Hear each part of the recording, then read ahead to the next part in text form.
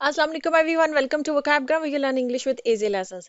ये आप में से किसी ने मेरे से बहुत इंटरेस्टिंग टॉपिक जो है वो रिक्वेस्ट किया है। उन्होंने पूछा, किसी ने, किसी सब्सक्राइबर ने ही पूछा कि मैम हैड जो हम कंडीशनल सेंटेंसेस में यूज़ करते हैं, मतलब हैड के साथ जो हम कंडीशनल सेंटेंसेस बनाते हैं उसको एक्सप्लेन कर दीजिए। देखिए, हम सब ने कंडीशनल सेंटेंसेस पढ़े हुए हैं, इफ कंडीशनल्स के साथ हम बनाते हैं, इफ के साथ, ठीक है। आप सबको मालूम है। अगर नहीं मालूम है आप में से किसी को, तो मेरे चैनल पे कंडीशनल्स के ऊपर बना हुआ है पूरा एक लेसन जिसमें मैंने तमाम कंडीशनल्स को एक्सप्लेन किया है, आप वो लेसन देख सकते हैं।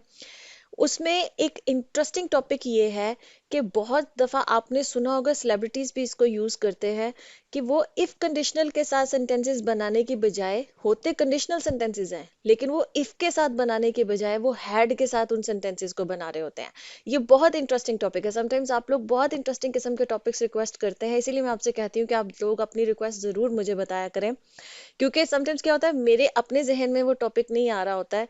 आप लोग जब रिक्वेस्ट करते हैं तो फिर मेरी ये टेंशन जाती है कि अरे ये तो वाकई कवर करना चाहिए, क्योंकि बहुत कम जो टीचर्स हैं वो इस टॉपिक को कवर करते हैं कि हेड के साथ कैसे बनेंगे वो कंडीशनल्स। जब भी आप किसी टीचर से पूछेंगे वो इफ कंडीशनल्स के आपको तमाम जो पढ़ा देंगे, ठीक है। हेड के साथ कैसे बनते हैं, आज हम वो पढ़ेंगे। चले जी, शुरू करते हैं। बड़ा इंटरेस्टिंग टॉपिक है ये, क्योंकि स्पोकन इंग्लिश में आपने ज्यादातर हैड के साथ सेंटेंसेस, कंडीशनल सेंटेंसेस सुने होंगे, लोग बोलते हैं। उसको समझने से पहले हमको थर्ड कंडीशनल जो है इसको समझना इंपॉर्टेंट है।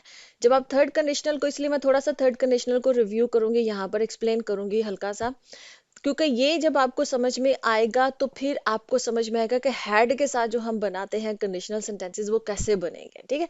देखिए, थर्ड कंडीशनल हम कहाँ पर यूज करते हैं।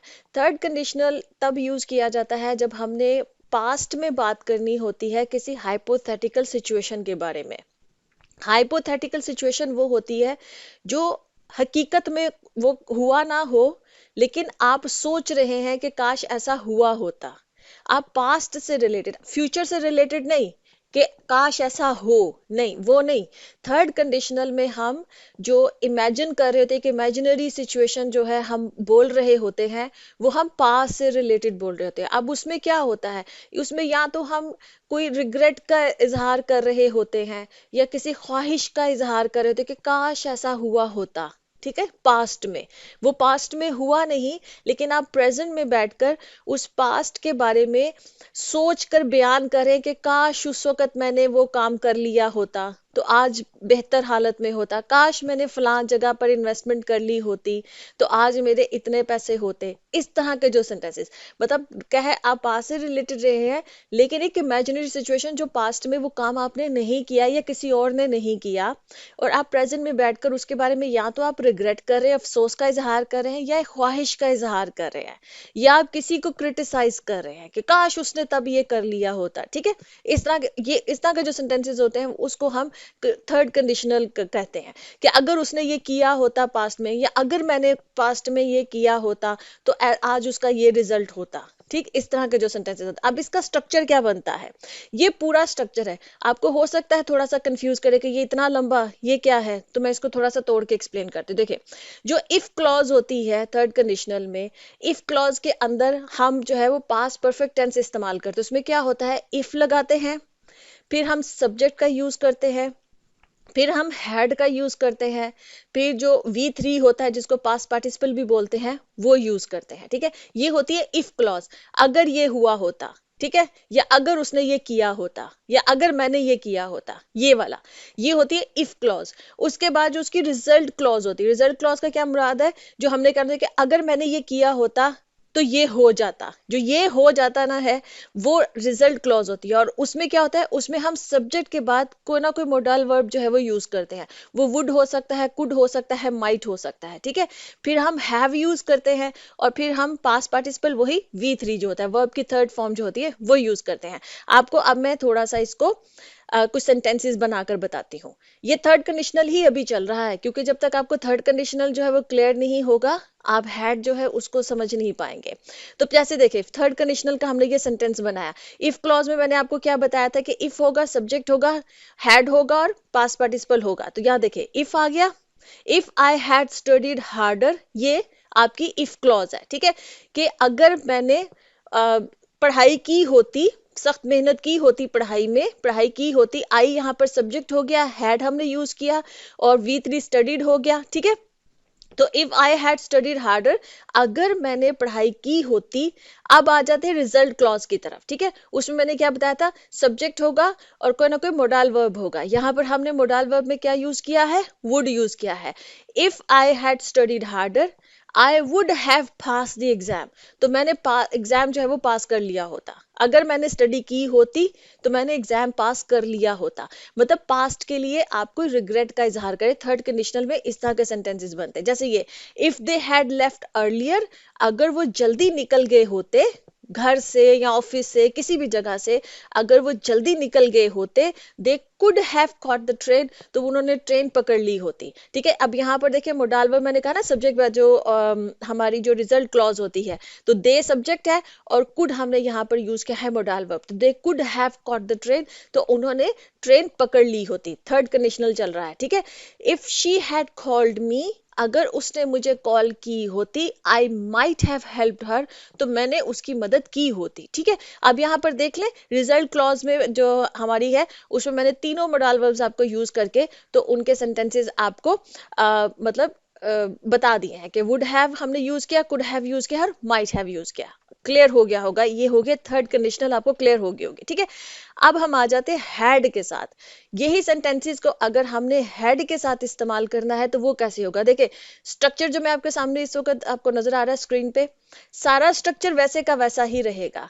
सिर्फ इफ कंडीशनल का जो इफ क्लॉज का जो स्ट्रक्चर होता है वहां पर हमने इफ को ओमिट कर दिया है, इफ यूज नहीं करते हैं।